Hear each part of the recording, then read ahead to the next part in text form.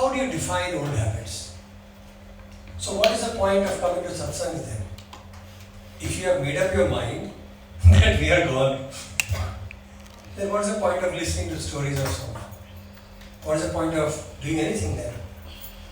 So we are declared gone case, right?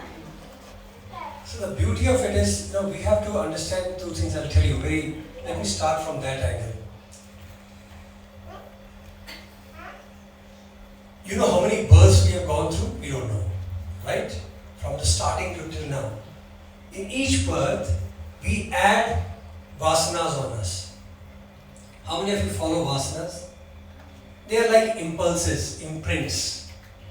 Okay? Whatever actions we do, we have a reactions to that, and there are imprints of it. They get settled on our, what we call is a subtle body.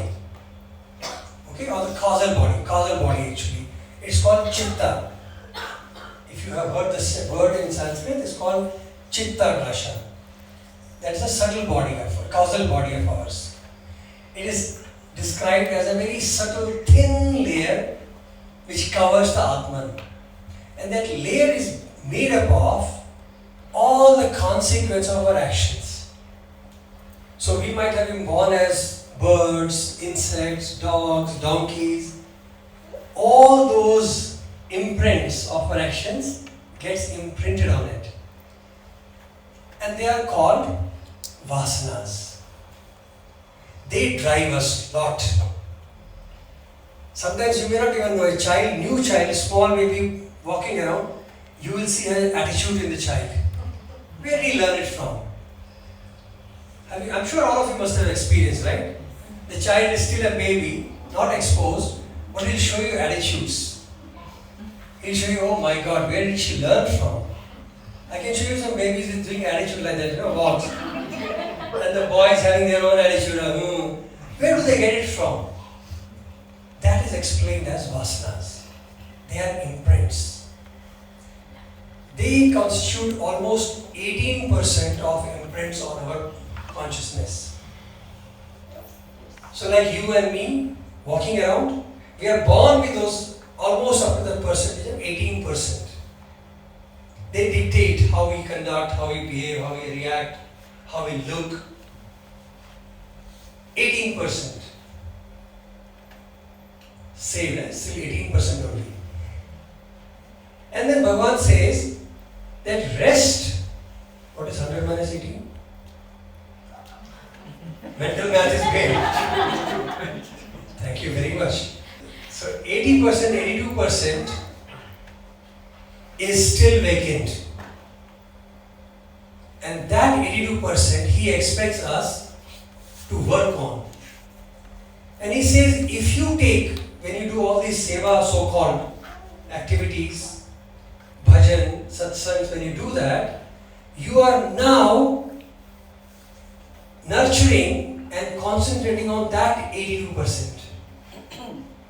And the beauty is, if we focus even 5% of 82%, it will exponentially increase and create an aura around you. You see that power? So even if we don't understand seva, we don't understand bhajans, just by attending that activity, we are by default hitting on that 82% of our balance energy. But look at the tragedy, sad tragedy of human. That we don't look at 82% what is saved and what we can nurture. We are still focused on the 18 and we get driven by that 18%. See how beautifully Bhagavan has explained this. That because we are focusing on our 18% past imprints, we feel that we are dirty, we have so many problems, we cannot learn, old habits. All that comes because our focus has shifted to that 18%. And Bhagavan says that 18% cleaning is what we call Chitta Shuddhi. That you are trying to improve and all that, which is most difficult. And that, for that level to come, when we will work on our Chitta Shuddhi side, takes a huge spiritual jump, which means we have learned how to perform our duties based on Varna Vyavastha and Ashram Vyavastha. That I will tell you if you want. That is a living Vedic lifestyle. If you follow, then we can nurture and attack on the 18%. So Bhagavan saves us.